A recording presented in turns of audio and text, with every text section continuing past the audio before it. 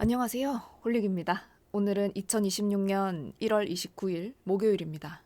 이제 미국 현지 시간으로 1월 28일 미국의 연방 준비 제도가 1월 FOMC 회의를 마치고 성명서를 발표했다고 하는데요.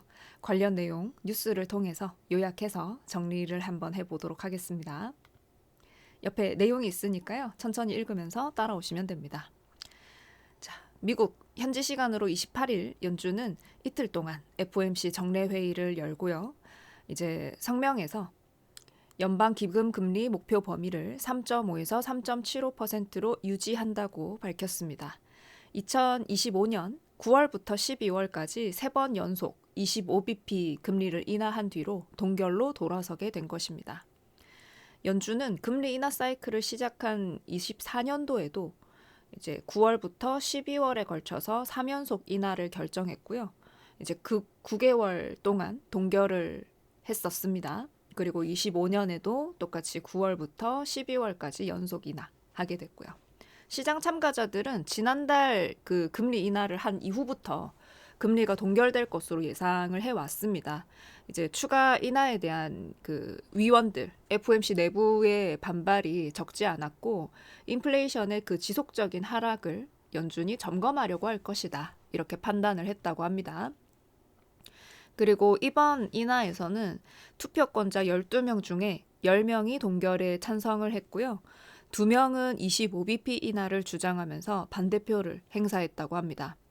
이제 도널드 트럼프 대통령의 그 경제 책사 출신인 스티븐 마이런 이사가 있거든요. 이분은 4번 연속으로 반대표를 행사하셨어요. 추가 인하를 해야 된다라는 입장이었고요. 그리고 트럼프 1기 행정부 때 임명된 그 크리스토퍼 월러 연준 이사가 있습니다. 이분도 이제 같이 반대표를 행사를 하게 됐습니다. 이제 크리스토퍼 월러 이사는 앞으로 차기 연준 의장 후보로 한 명으로 이제 꼽히고 있거든요. 그래서 이제 트럼프 쪽에 원하는 이제 행동을 해줬다라고도 읽히고요. 그리고 트럼프 1기 행정부 당시에 또 들어왔었던 미셸 보먼, 이제 금융감독 담당 부의장인데요. 근데 이분은 또 금리 동결을 지지를 했다고 합니다.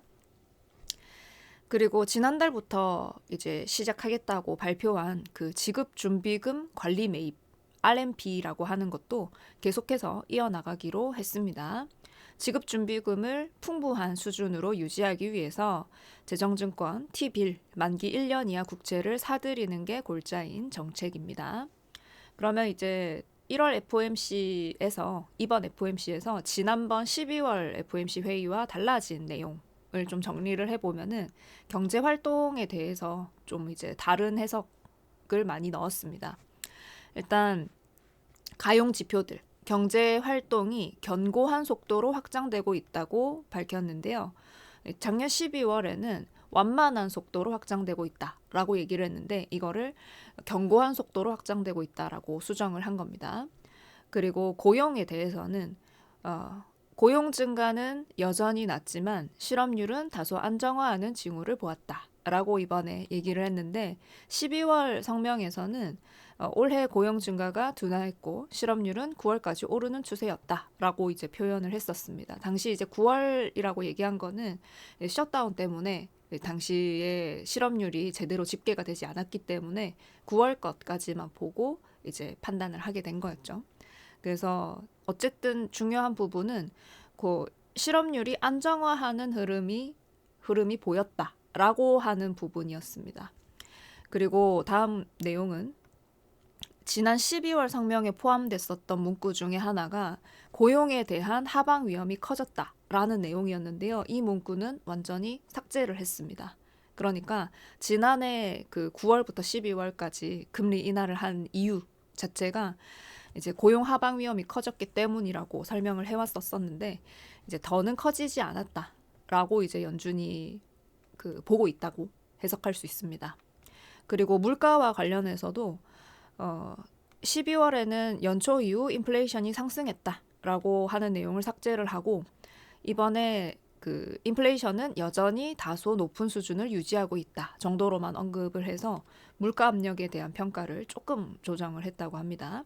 그래서 이 내용을 종합해서 본다면은 그동안 금리 인하를 하면서 고용 하방 위험을 좀 걱정하는 분위기였습니다. 그런데 이제 최근 지표를 보아하니 경제 활동은 견고하고 그리고 고용 하방 압력도 좀 안정화되면서 금리를 동결한 이 배경으로 설명을 해준 거라고 보시면 될 것 같습니다.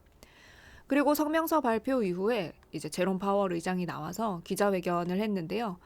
이번에도 또 어떤 얘기 했는지 볼게요.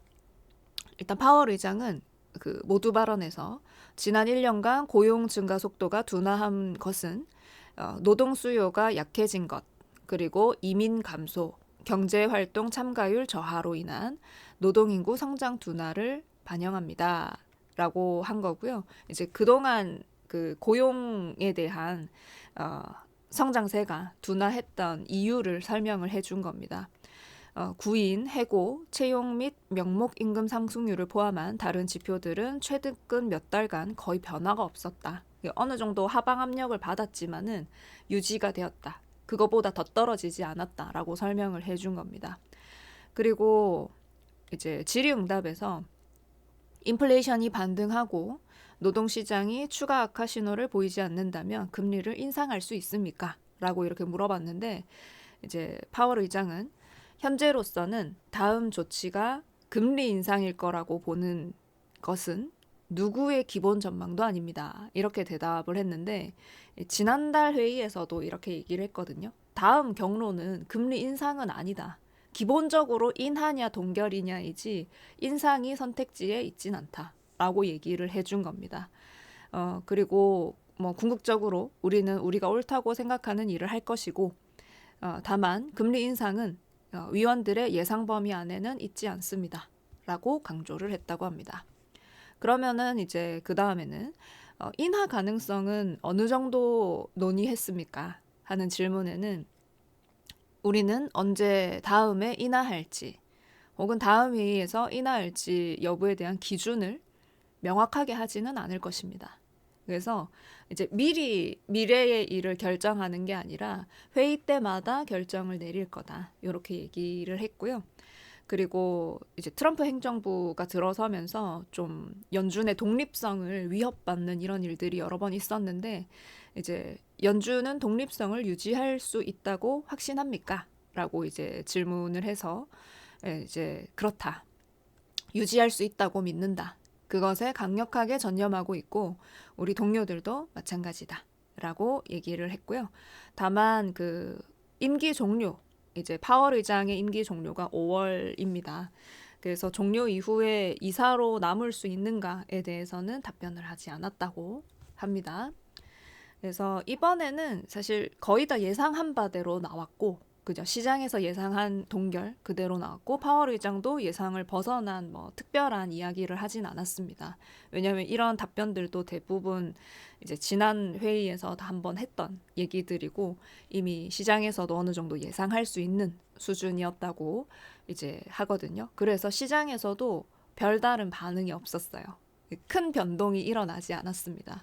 오히려 이제 실적 발표 그죠. 마이크로소프트, 테슬라, 메타가 실적 발표를 했는데 거기서 오히려 변동이 좀 나왔다고 하거든요. 그런 부분들은 또 오늘 밤 미장 열리면 다시 한번 보시고 또 애플도 실적 발표를 한다고 하니까 빅테크에 요즘 매수세가 또 몰리고 있다고 하니까요.